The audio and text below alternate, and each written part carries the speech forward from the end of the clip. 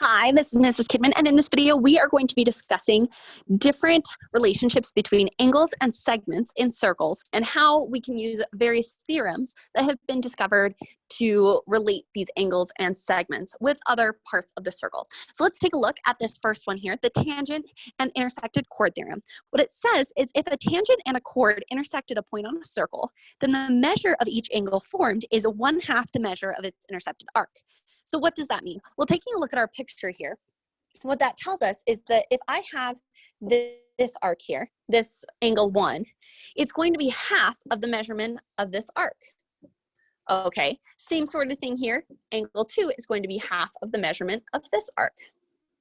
Okay, so let's just take a moment to apply this theorem and see how it's related here and why it can be useful. So if I'm trying to figure out what the measure of angle 1 is here, what I can do is I can find it using that measure of the arc on the outside. And so if we know that the measure of arc is 210, our angle is going to be half of that, meaning that the measure of angle 1 is going to be 105 degrees. On the converse here, if we know that the measure of angle T is going to be 98 degrees, and we want to figure out what the measure of arc, RST, is, we know that that has that relationship there so that the angle is half of what the arc is. And so we can take that angle and multiply it by 2 to get our arc. And so the measure of arc, RST, is going to be 98 times 2, or 196 degrees. Then in this last example here, we have that we're trying to find the measure of arc XY. If we know that that inside angle of X is 80 degrees, then what we can do is we know that that angle to the arc, the angle is half of the arc, and so we can multiply that by 2, and we can get 160 degrees. Beautiful. Okay, so that is our first theorem there. Now let's take a look at our next theorem called angles inside the circle theorem. So what this means is if I have two chords that intersect inside of a circle, then the measure of each angle is 1/2 the sum of the measures of the arcs intercepted by the angle and its vertical angle. Okay, so what that means is if this is my angle, then the measurement of angle 1 is going to be half of whatever the measure of AB is, plus the measure of arc DC. Similarly, because it's that angle and its vertical angle on the opposite side. Similarly, the measure of angle 2 is going to be the same as BC plus DA divided by 2. Okay, so that's how we can find it. Now that is one part of our theorems, but notice here how our segments or our chords intersected inside of our circle. Now, what do you think happens if we have lines that intersect outside of our circle? We're going to take a look at another theorem that says if we have angles that intersect outside of the circle, whether those are angles formed by a tangent and a secant, like we have in example number 1 here, or two tangent lines, like in example number 2, or two secant lines, like in example number 3, what happens here is it has a similar relationship to what happens on the inside. So on the inside, what we do is we add the two arcs, so the arc and its vertical component there, and then we divide it by 2. When it comes to outside of the circle, what happens is if we have anything on the outside of the circle, so if a tangent and a secant, two tangents or two secants intersect outside a circle, then the measure of the angle formed is 1/2 the difference of the measures of the intercepted arcs. So those intercepted arcs, again, are going to be those ones that we see here. So with angle 1 here, our intercepted arcs are going to be this arc and this arc, so AC and AB. And so what we do to figure out the angle of the measurement of angle 1 there, which is on the outside, we take the bigger arc, or that AC, and we subtract our smaller arc, or that AB, and whatever that difference is, we divide it by 2. Same thing happens if we have two tangent lines, like in example number 2, we're going to take the outside arc, divide it by the inside arc, or subtract it from the inside arc, and then divide that by 2, or multiply by 1/2. And the same thing happens if we have two secant lines. So that is how we can kind of use those relationships of the angles formed inside or outside of a circle from two lines or segments that intersect. So let's take a look at what happens here. So what we want to do in this first example is look at what that value of X is. So how could we figure out what the measurement of that angle is? Well, we know it's going to be 1/2 the measurement of the arc on its side plus the arc on the other side. And we know we're gonna add them or find the sum of them because that intersection is on the inside, or our angle's on the inside here. So we're gonna do 1/2 156 plus 130. So if we add up 156 plus 130, we end up getting 186. And we want half of that. And half of 186 is going to be 93 degrees. So the measurement of angle X is going to be 93 degrees. Now, on the contrary, we've got the one on the right here, where we are looking at not an interior angle, but an exterior angle. And when we have this exterior angle, what's going to happen is we aren't going to add the two arc measurements together, but we are going to find the difference between them. So we know that X is going to be 1/2 times AD, which is 178, minus BD, which is 76. And so then that means X squared, not X squared. Our X is going to be 1/2. Well, 178 minus 76 is 102, which puts X at being 51 degrees. Fantastic. Okay, so if we wanted another example, we can use that same thing here. In this case, rather than trying to find our angles on the inside, what we're gonna do is we're gonna use the angle on the inside and the opposite arc to find the missing arc here. So let's take a look at this first one. We know that the relationship between this angle and these two arcs here is going to be something. But if this angle on the inside here is 102, this line here makes a straight line. So we know this is going to be a straight angle. So if this is 102, then that tells us that this angle is going to end up being 88 degrees. And so if this is 88 degrees on the inside, then we know that that 88 degrees is going to be equal to 1/2 times 95 plus y, because that's an inside angle there. And so what we have to do is just solve for y here. So we're going to get 88. So then what we're going to do is get rid of this 1/2. So I'm going to multiply by 2 on both sides. And if I multiply by 2 on both sides, 88 times 2 is going to be 176. So we end up getting 176 is equal to 95 plus y. And then we can subtract 95 from both sides. And we end up getting that y is equal to 81 degrees. Okay, so we can use that same relationship there, but notice how we had to use the idea that this was a straight angle to find that. Now let's take a look at this next one here. This one's going to be a little bit easier. We know based on the angles outside the circle theorem that our angle is equal to 1/2 the difference of our two arcs. So our 30 degrees is going to be equal to 1/2 the difference of our two arcs. Now it's the big one minus the small one. So it is going to be a minus 44 here. And just like we did before, I'm going to multiply by both sides by 2 to simplify that 1/2, cancel out that 1/2. So 60 degrees is equal to a minus 44. So then we just need to do 60 plus 44 and add 44 on both sides. So that means that A is going to be 104 degrees. That's going to be that arc measure there. So that's kind of how we can apply those theorems. Now let's take a look at our next theorem when it comes to angles and circles. And this one is called the circumscribed angle theorem. Now you may be asking yourself what a circumscribed angle is. And a circumscribed angle is an angle whose sides are both tangent to a circle. So notice how both of these lines are tangent there. That makes it circumscribed. When we're talking about this previous example, example number 2 here was a circumscribed angle, but 1 and 3 are not, because it has to be created up with 2 tangent lines. So here we've got 2 tangent lines. The circumscribed angle theorem tells us that the measure of the circumscribed angle is equal to 180 minus the measure of the central angle that intercepts the same arc. So what we're talking about here is the measurement of this angle D here is going to be equal to 180 minus the measurement of this angle. Awesome. Okay, so let's take a look and see how this applies to what we're doing. And we know this kind of makes sense because that would be 180 when we're looking at that other relationship. So let's use this idea here to find what the value of X is. So this is our circumscribed angle. So we know that our circumscribed angle is going to be equal to 180 minus our central angle, which in this case is 135. And so if we do 180 minus 135, we end up getting that X is equal to 45 degrees.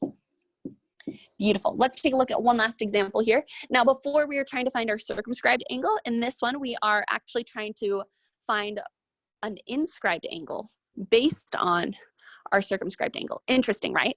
So let's talk about what we can do on this one here. So our circumscribed angle is on the outside, but we know that it has a relationship with this central angle here, right? And so that would be this angle here. And we know that our central angle is the same as our arc, but an inscribed angle to our arc, an inscribed angle, as we learned in the previous video, is going to be half of the measurement of our arc. So what we want to do here is we want to use our circumscribed angle to find our central angle, use our central angle to find our arc measure, and then use our arc measure to find the inscribed angle. Following that trend there. So let's go ahead and do that. So if our circumscribed angle is 30 degrees, we know that's going to be equal to 180 minus our angle EGF, which is going to be this angle right here.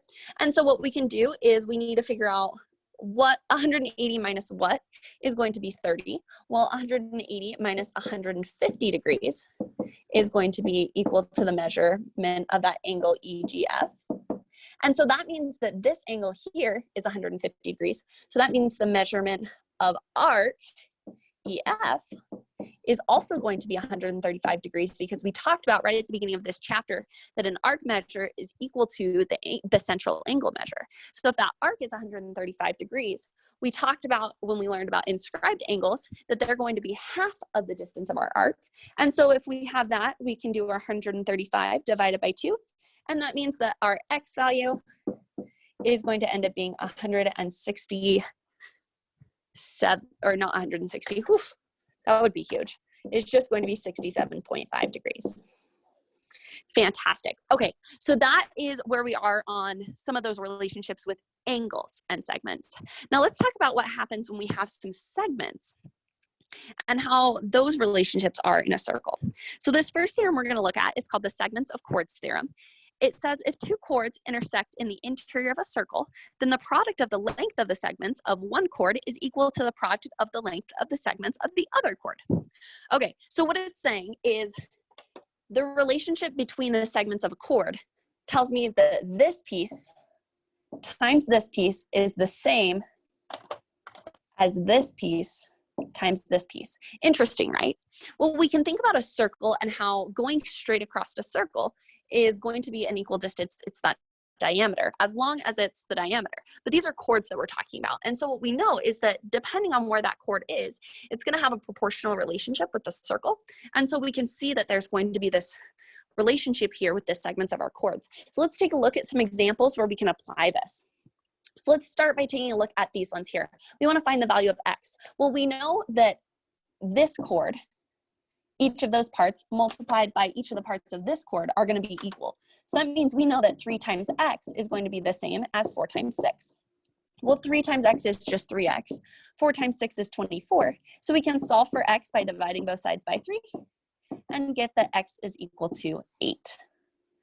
Now, what about in this next one? We're going to do the same sort of thing. We know that our blue chord here, if we take the 2 times the X plus 1, should be equal to our green chord if we multiply their two parts. So 2 times X plus 1 should be equal to 3 times 4. Well, 3 times 4 is 12. I'm going to use the distributive property here, and we get 2X plus 2 is equal to 12. Well, if I subtract 2 from both sides, I end up getting that 2X is equal to 10.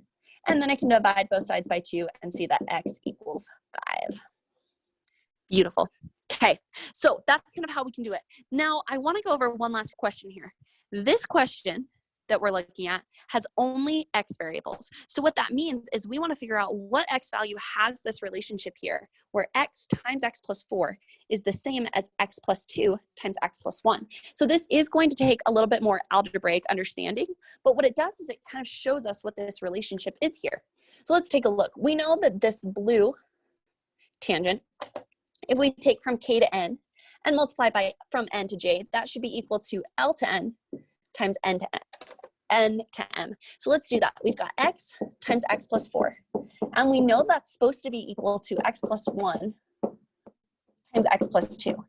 Now, in order to figure out what these are, we are going to set them equal to each other and then try to move everything to one side and solve for x to figure out what x value makes this statement true.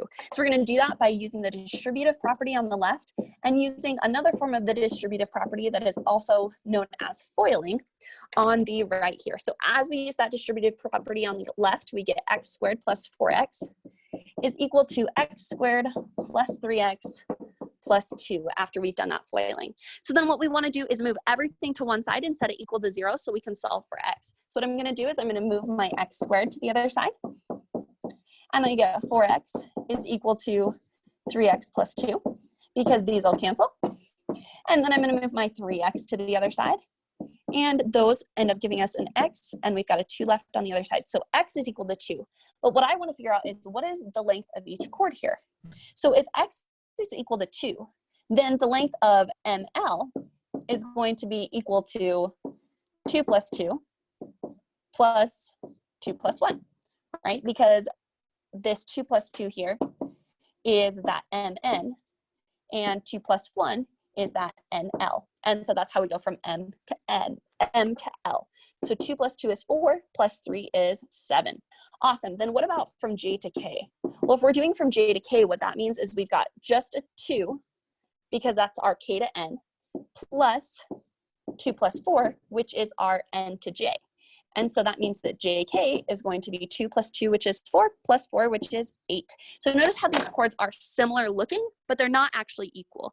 And this segments of a chords theorem actually applies anytime we have two chords, regardless of whether or not they're equal in length. It's that proportional relationship that we can see there that we really care about. So that is one of our segment relationships that we can look at.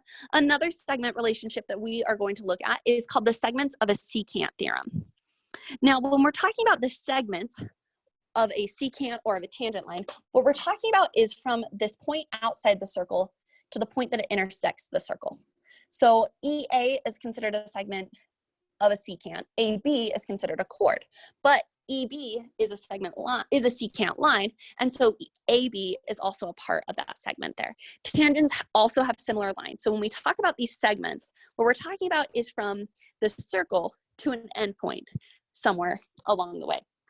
So looking at this one, the segments of a secant's theorem says that I can take EA, so this short piece outside of the circle, and multiply it by the whole segment length of our secant, and that's going to be equal to this little piece here, EC, multiplied by our E to D, so the whole other secant segment length.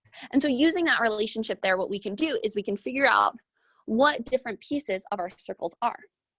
So let's take a look here at these examples. Let's find what these chord lengths are using these segment relationships. So what we know is we know that the outside times the whole is going to be equal to the outside times the whole. Okay, so that's kind of how we can think of this segment of secant's relationship. The outside of the circle piece times the whole piece is equal to the outside of the circle piece times the whole piece. So let's go ahead and do that here. So in this case, we are going to look at the outside of the first one, which is 6, times the whole piece. 6 plus 9 is 15. And that's going to be equal to the outside times the whole piece, which is 5 plus x. And what we want to do is figure out what x is. So if we do 6 times 15, we end up getting ourselves 90. And then as we multiply this out, we end up getting 25x, or 25 plus 5x. And so we can subtract that 25 from 90, and we end up getting that 65 is equal to 5x, and we can divide both sides by 5 to solve for x, and 65 divided by 5 is 13. So in this case, x is 13. Fantastic. So notice how we just used that theorem here, saying that we know that the outsides times the whole will be equal to each other. They're proportional with one another. So let's take a look at this next example here. Now this one is a lot more like one of those other ones where we mostly are dealing with variables here, and we want to figure out what this relationship is. So our outside, 3, times the whole, 3 plus x plus 2, is equal to our outside, or our x plus 1, times the whole, which is, we're going to need a little bit more space here, which is x plus 1 plus x minus 1. Okay, so let's go ahead and look at this. This is really 3 times x plus 5 is equal to x plus 1 times, well, these ones cancel out, 2x. Okay, so then as we multiply this, we get 3x plus 15 is equal to 2x squared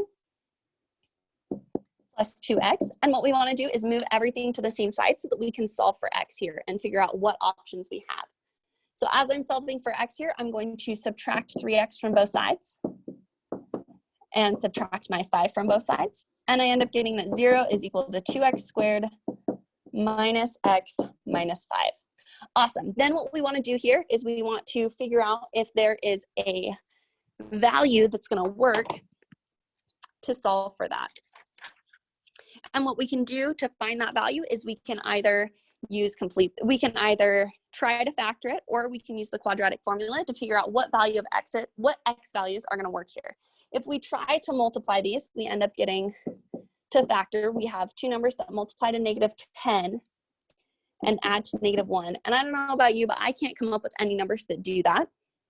Multiply to -10 and add to 1, or add to -1. And so we are going to have to use the quadratic formula here. So that would be -1, that would be the opposite, negative b plus or minus. So 1 plus or minus the square root of b squared minus 4 times a times c divided by 2 times a. Well, this is going to be 1 plus or minus the square root of 1 plus 40 over 4. And so then we end up getting that x is equal to either 1 plus the square root of 41 over 4 or 1 minus the square root of 41 over 4. Well, this one's going to be negative. And so if we do that 1 minus the square root of 41 divided by 4, what we end up getting is a -1.3. And thinking of how that relates to our circle, because this is x minus 1, this would mean that this segment length here is going to be a -2.35, which doesn't make any sense. So this is kind of an extraneous solution. It doesn't actually work. And so we know that x is equal to this.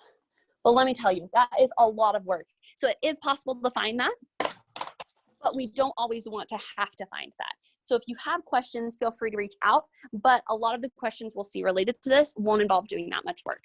Now we are going to take a look at one last segment and angle relationship here. And in this one, we are talking about the segments of secant and tangent theorem. And so what this last theorem says is if a secant segment and a tangent segment share an endpoint outside of a circle. So notice how that EA is part of a tangent, but ED is part of a secant. Then the product of the lengths of the secant segment and its external segment is equal to the square of the length of the tangent segment. Okay, so what this means is before, everything we were doing was outside times the whole is equal to outside times the whole. But a tangent line doesn't actually have a whole because it's only outside. So what it does is it takes this outside piece and it just says, if I have 2 of those, if I square it, then that's the relationship that we're going to see there. So what we want to do with this is figure out what is that relationship going to be. So let's go ahead and look at an example here of how that applies. So again, what happens is this piece of our tangent is going to be squared. So we get x squared is equal to our outside times the whole, right? Our outside times the whole. So if we do this, we get x squared is equal to 1 over 1 times, not 3, but the whole. And in this case, our whole is 4. And so if we do that, we get x squared is equal to 4, and we can square root both sides, and x is going to be equal to 2. Now, I know that the square root of x can also be equal to -2, but just like in that previous example, that's an extraneous solution or a solution that doesn't actually make sense. And so we want to make sure that we're avoiding those if at all possible. So then once we have that, what we want to do is we can use that same idea for all of these. So again, our tangent piece is going to be squared. So just like in this next example, we're going to take this piece and square it. And that's going to be equal to the outside times our whole. So in this case, 5 plus x. And so as we do this, we get 49 is equal to 25 plus 5x. And 49 minus 25 is going to end up being 24. And so we get 24 is equal to 5x, or x is equal to 24 over 5. If we do 24 over 5 as a decimal, that's going to be about 4.8. Okay, so that's going to be the length of x. Now we're going to do one last example here. It's going to be exactly the same idea. Applying that again, we're going to take our tangent on the outside and square it. And that's going to be equal to the outside times the whole. And in this case, this one gets just a little bit more complicated here. So we get 144 is equal to x squared plus 10x. So then what we want to do is we want to end up moving that 144 to the other side. And we get x squared plus 10x minus 144. And then what we want to do is try to factor it. So we know what numbers we're looking for need to multiply to 144. And so we can try some different values there. We know that 144 is 12 times 12. We can try dividing it by 9, by 8. And what we end up seeing is, as we use our x method here, two numbers that multiply to negative 144 and add to 10 are actually going to be 18 and negative 8. So this factors into x minus 8 and x plus 18, meaning that x either can be 8 or negative 18. But remember, we know that x can't be negative 18 because it's impossible to have a negative distance. So that's an extraneous solution, and x is going to be 8 there.